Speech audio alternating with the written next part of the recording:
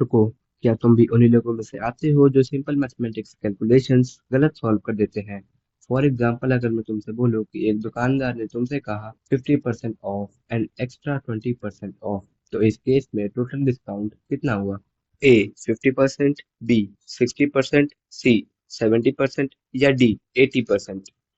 अगर आपका आंसर 70% है तो आप सक्सेसफुली उन्हीं लोगों में से आते हो जो ये सिंपल कैलकुलेशंस गलत सॉल्व कर देते हैं। तो चलो फिर अब इसके पीछे के मैथमेटिक्स को समझते हैं। तुम इसे ऐसे समझ सकते हो कि सबसे पहले प्रोडक्ट की प्राइस थी 1000 रुपीज। उसके बाद उस पर 50% ऑफ लगा और प्रोडक्ट की प्राइस हो गई 500 रुपीज। फिर आया एक्स्ट्रा 20% ऑफ। लेकिन यहाँ पे एक ट्रिक छुपी है। ये जो 20% है अब रुपीज 1000 पे नहीं लग रहा है, ये लगेगा रुपीज 500 पे।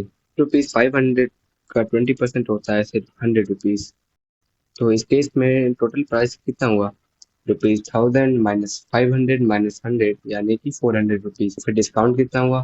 डिस्काउंट हुआ हमारा 600। 1000 माइनस 400। सो अगर हम डिस्काउंट देखते हैं तो ये 1000 का सिर्फ 60% हुआ, यानी कि जो हमें टोटल डिस्काउंट पड़ा वो सिर्फ 60% था, ना कि 70%। सो अब समझे कि ट्रिक कहाँ छुपी थी। और सभी शॉपकीपर्स और कंपनीज ये बात अच्छे से जानती हैं कि तुम्हारा माइंड इतना फास्ट प्रोसेस नहीं कर पाएगा, इसीलिए प्राइसिंग साइकोलॉजी इतने अच्छे तरीके से काम करती है।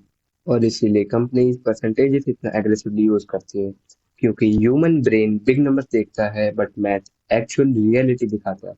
अब ऑनेस्टली मुझे कमेंट्स में बताना कि तुमने भी पहले 70% ही सोचा था ना।